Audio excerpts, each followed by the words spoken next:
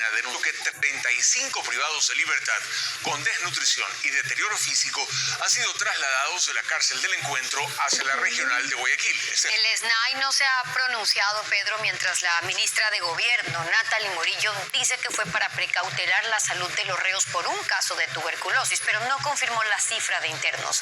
Recuerde que puede seguir nuestro noticiero también en Ecuavisa Play y en ecuavisa.com. Tenemos un reporte de Estefanía Arias, quien conversó con la directora del colectivo. Esta foto es la prueba que revela el Comité de Familiares de Reos por una Vida Digna sobre la situación de salud de ciertos sentenciados. Según ese organismo, son 11 de los 35 internos con tuberculosis que fueron trasladados desde la cárcel del Encuentro en Santa Elena hacia la regional de Guayaquil la madrugada del sábado 23, como lo asegura la directora del colectivo. Según Ana Morales, en su mayoría presentan cuadros severos de desnutrición y que algunos fueron llevados en camilla debido a su deterioro físico. Los 4 primeros que pasaron fue el día miércoles, que los trasladaron, que fueron compañeros del privado de libertad que falleció el día viernes, de Bautista Angulo.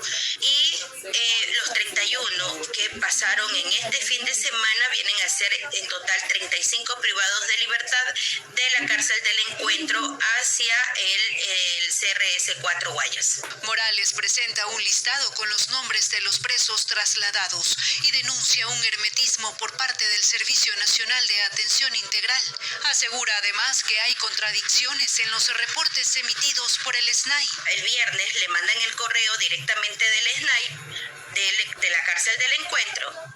Oh, qué sorpresa que aparece en el listado del día sábado y él está trasladado en la cárcel de aquí de CRS 4. Según datos del colectivo, solo entre marzo y abril de este año, 85 reos fallecieron en la regional de Guayaquil por tuberculosis. Esta mañana la ministra de Gobierno, Natalie Morillo, confirmó el traslado de reos sin precisar el número en una entrevista con el canal digital Visionarias. Hubo un caso y para precautelar la integridad y la salud del resto que se encuentra ahí. Cada persona privada de la libertad dentro de la cárcel del Encuentro tiene su espacio, está en su entorno, tienen las áreas que se necesitan y no existe ninguna epidemia dentro del sistema penitenciario. Si hay un riesgo Desde el sábado 23, Televistazo, así como otros medios de comunicación, solicitó información y vocería al SNAI. Sin embargo, hasta el cierre de este reportaje no hubo respuesta a ninguno de los mensajes enviados al chat creado por la entidad. Asimismo, se solicitó información vía correo electrónico y tampoco hubo contestación. El Comité de Familiares por una Vida Digna señaló que no descartan realizar un plantón en Quito exigiendo al gobierno una respuesta. Esta mañana fue allanada la Fiscalía de Manta. La policía cercó el exterior del edificio mientras se desarrollaba la diligencia, aunque no se han revelado detalles oficiales sobre este operativo. Pero se conoció que entre las áreas revisadas estuvieron las oficinas de los 2 secretarios de esa institución asesinados la tarde del viernes a pocos metros de la Fiscalía. No se reportaron detenidos en esta ocasión.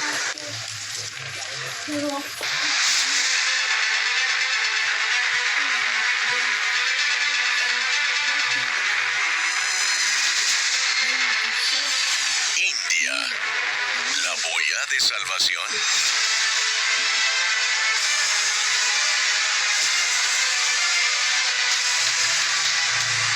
La India es líder mundial en la producción de medicamentos genéricos y se le conoce como la farmacia del mundo por la producción a bajo costo. El gobierno anunció la compra centralizada de medicinas a ese país para abastecer al sistema de salud pública. Paul Romero con el informe. Para enfrentar la crisis del sistema de salud pública, el presidente Daniel Noboa anunció la adquisición de medicinas a la India mediante una negociación directa de gobierno a gobierno. No se han revelado detalles del acuerdo, como el tipo de medicinas, cantidad, empresas participantes, montos de inversión. Lo único que se conoce es que un primer lote llegaría en 3 semanas. La industria farmacéutica de la India es una de las más grandes del mundo, que suministra el 20% de todo tipo de medicamentos genéricos globales y hasta el 60% 50% de vacunas, con más de 3,000 empresas a precios considerados razonables. El exministro de Salud y representante del Foro Permanente, Francisco Andino, resalta la importancia de esa industria, pero advierte sobre eventuales riesgos. China e India son los grandes productores de principios activos de fármacos. Mientras tú no tengas la forma de evaluar laboratorialmente los fármacos, como es el desaparecido Instituto Nacional de Higiene Leopoldo Izquierda Pérez con el registro sanitario laboratorial, y seguirás homologando, posiblemente te van a seguir lanzando basura no solamente de la India, sino de todas partes. Según el gobierno, las medicinas tendrán la aprobación de la FDA, Administración de Alimentos y Medicamentos de Estados Unidos. Entre las más solicitadas a la India a escala mundial están cardiovasculares, antidiabéticos, antiinfecciosos, respiratorios, gastrointestinales, oncológicos. Andino señala que el desafío del gobierno será garantizar la eficacia de las medicinas que lleguen al Ecuador. Sin control interno, sin soberanía de evaluación, puede ser un riesgo peor. Consideró que el problema de fondo en el sistema de salud pública es el modelo de gestión, que a su criterio debe ser descentralizado. En el sexto día de juicio en el caso Sinohydro, la Fiscalía General llamó a rendir su testimonio al perito que realizó 2 informes respecto a los documentos recabados en los allanamientos a la empresa Recorsa. Como parte de su labor, leyó una serie de pagos que supuestamente había realizado Sinohydro a esta compañía a través de Citibank. Por servicios de consultoría se llenaron varios pagos de $1 millón. La Fiscalía ha anunciado la participación de 100 testigos y peritos como parte de su reo. La erosión del río Coca avanza pese a los trabajos para ralentizar este proceso. El río ha arrasado 2 diques artificiales y un puente que fue clave para la construcción de la hidroeléctrica Coca-Codo Sinclair. Diego Puente presenta cuáles son las nuevas obras que propone el gobierno. La erosión regresiva del río Coca, que amenaza a la central hidroeléctrica Coca-Codo Sinclair, ha avanzado a pesar de las millonarias obras que SELEC y diferentes gobiernos han hecho para detenerla. El último esfuerzo fue de este dique permeable ubicado a 7,8 kilómetros aguas abajo de la captación. Los pilotes fueron destruidos por la crecida del agua, tan solo 38 días después de su inauguración. ¿Qué pasó? La ingeniera Carolina Bernal, que ha dado seguimiento a la erosión, dice que las obras se hicieron tarde.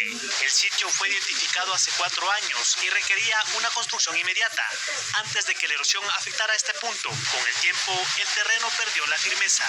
Aportaban un punto duro que permitió que la erosión se detenga por algún tiempo, por uno o 2 años, hasta sobrepasar ese umbral. A la par de esta obra, debían realizarse 3 más para que en conjunto ayudaran a disipar la fuerza del agua, pero no se construyeron. Existe un divorcio entre los estudios técnicos y las decisiones políticas que a la final mandan la construcción de las obras. Otro técnico, Jorge Sevilla, calcula que las obras de mitigación ya han sobrepasado los $52 millones. Entre ellas incluyen las construcciones de caminos de rocas, camas de rocas y los esfuerzos para encauzar el río en varios tramos. También constan el puente Ventana 2, clave para la construcción de la hidroeléctrica, que colapsó el 19 de mayo de 2021, a pesar de las estructuras provisionales instaladas para ralentizar el proceso erosivo. Así como la construcción del dique artificial utilizando contenedores que fueron arrasados por la corriente en octubre del 2020 y por los que se pagó cerca de $280,000. Faltan por realizar 2 obras, una en el kilómetro 1,2 de la captación, que es un vertedero escalonado, y otra en el kilómetro 3. Que es una obra más importante porque ahí vamos a desviar el río, ¿no es cierto? Y va a soportar caudales de 3,000 metros cúbicos por segundo. O sea, 6,000 metros cúbicos por segundo. Ambos proyectos recién están en estudios. Mientras eso se concreta, la erosión regresiva ya se encuentra a 3,6 kilómetros de la captación. El presidente de Bolivia, Rodrigo Paz Pereira, rebajó su salario y el de sus ministros. Ha anunciado también perdón tributario a varios sectores y hace nuevos llamados al diálogo para superar la crisis interna. Culpa a facciones políticas vinculadas con el expresidente Evo Morales de intentar frenar el camino del progreso en el país. Bolivia está en la cuarta semana de protestas y paralización parcial en ciudades como La Paz y Cochabamba. Centrales sindicales y una facción del movimiento indígena siguen en las vías y la fuerza pública entra una y otra vez a despejar calles y carreteras. El gobierno de Rodrigo Paz Pereira insiste en dialogar.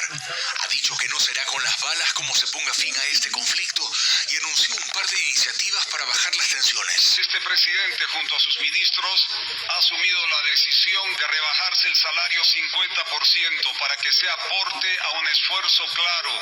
Además de un perdón tributario para condonar deudas, multas e intereses a trabajadores informales y pequeños contribuyentes. Dice que hay reclamos legítimos de la sociedad, pero también participación de quienes buscan frenar la recuperación del país después de 20 años de gobiernos del movimiento al socialismo, apuntando directamente al expresidente Evo Morales. En un momento que nos dejaron el país arrasado, hay los coletazos de ese viejo Estado. La escasez de combustibles, pero sobre todo de alimentos y medicinas, ha llevado al gobierno a establecer puentes aéreos para el abastecimiento directo a las ciudades afectadas, con la ayuda humanitaria enviada por Argentina, Brasil, Chile, Perú y Ecuador.